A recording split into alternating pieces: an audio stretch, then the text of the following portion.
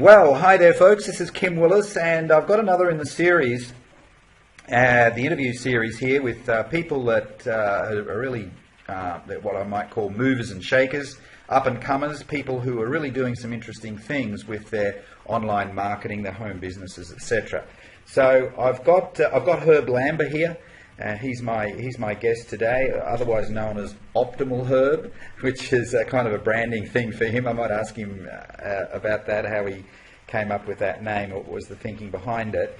But just by way of introduction, I'll just let you know a few little points about Herb, and then I'm going to hand it over to him. Herb is a Canadian. He's based in Toronto, which I think is on the West Coast. That's right, isn't it, Herb? No, more on the East Coast. Oh, the East Coast, that's right, yeah. The East Coast, that's right.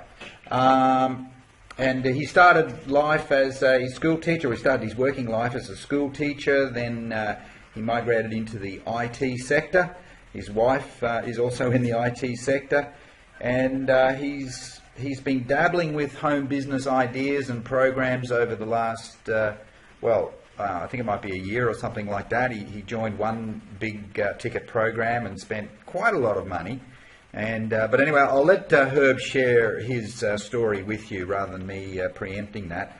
So Herb, I've got a question for you. Can you just briefly give us an idea as to the journey that you've been on and the motivation for seeking home business success? How did you get to that point? Yeah, no problem, Kim. So first of all, thanks for doing this. It's an honor to try and share my story.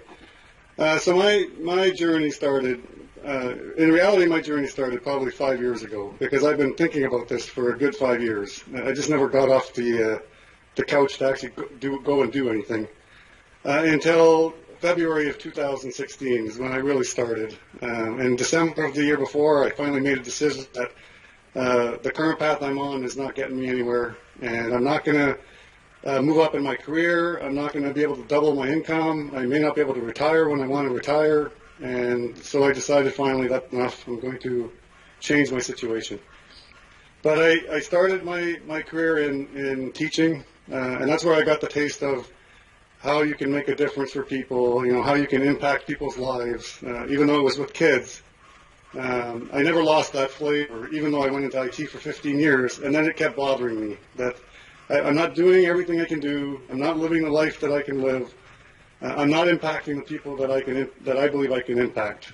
So all that combined, I think now I'm finally in the right place, doing what I should be doing, and I'm only getting started. And I struggled like every internet marketer, I'm sure, for 7 or 8 months. I struggled. It was a struggle, but I never lost faith in doing. I never lost faith because I really believe I'm on the right track. And I understood early on that it's going to come with struggle. I'm not going to just fly into this. I have no list. I have no credibility. I have no authority. That I'm going to have to suffer my way through this. And thankfully, I did join a big ticket program. I really struggled with that. I spent, without giving the value, I spent quite a bit of money, especially on the advertising side. I spent a lot of money trying to promote, but I never got anywhere with that. I tried blogging. I never really got anywhere with that, but I probably didn't put enough funding into that. But now I'm here with this group. Really changed everything for me. It's been a real change for me in the last month and a half. It's starting to feel like I'm on the right track. Yeah, that's great. So how long have you been trying to make money in the online home business sphere? Since February of 2016. February 2016. And is it fair to say that it's only been in the last 6 weeks or so that you've absolutely. You've made money, had some breakthroughs, etc.? I was making money, Kim, but not selling. I was making money helping people. Yeah. So, people needed help with websites because I had an IT background. I made money like that. Yeah. But not this way. Yeah. And so what's your ultimate goal? Where do you see yourself in 2, 3, 4 years, that type of thing? Yeah, so I want to be, like I look at guys like Ray Higdon and some of these guys. I want to be at that level, right? I want to be able to inspire people. I want to impact people. If you ask me, do I have a dollar value? I don't really have a a dollar value. You know, my first goal is to quit my job. So the minute I'm matching my salary for a consistent period of time, I quit my job. But for me, this is more about, I want to inspire, impact people. That's what's driving me every morning, not dollars. Yeah. You know, it's all about how can I help, and if I learn what I learn, how can I share my information and help other people? Yeah. Now, one of the methods or tools that you've been using is video, and you become really good at it.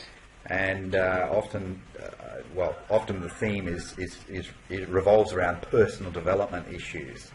That means a lot to you, the personal development side of things, doesn't it? Yeah. So I fell in love with Jim Rohn probably 10 years ago. I used to listen to his CDs in my car, but again, never got off my butt and did anything.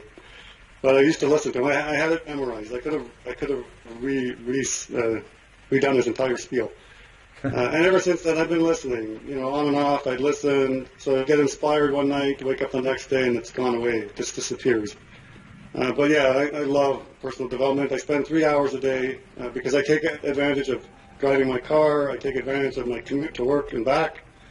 I take advantage of the shower. I listen to content wherever I can. And now my TV, instead of watching sports, turns into watching YouTube. Right? I've changed a lot of habits. Right? Yeah, well, that's fantastic, and anybody who is watching or listening to this interview ought to catch some of Herb's videos. We'll certainly give you access details and contact details about Herb separately. But they do have an impact, and the point is that I think should be made is that, particularly for newbies who might be watching this interview, is that Herb started doing these videos before he was making money. He started down this pathway in advance of him generating an income. And the reason why I mention that is that a lot of people think, they look at somebody like yourself, Herb, and others, they think, well, I don't have any success, so I can't really do that sort of thing yet. How would you answer that kind of objection or concern that people often have?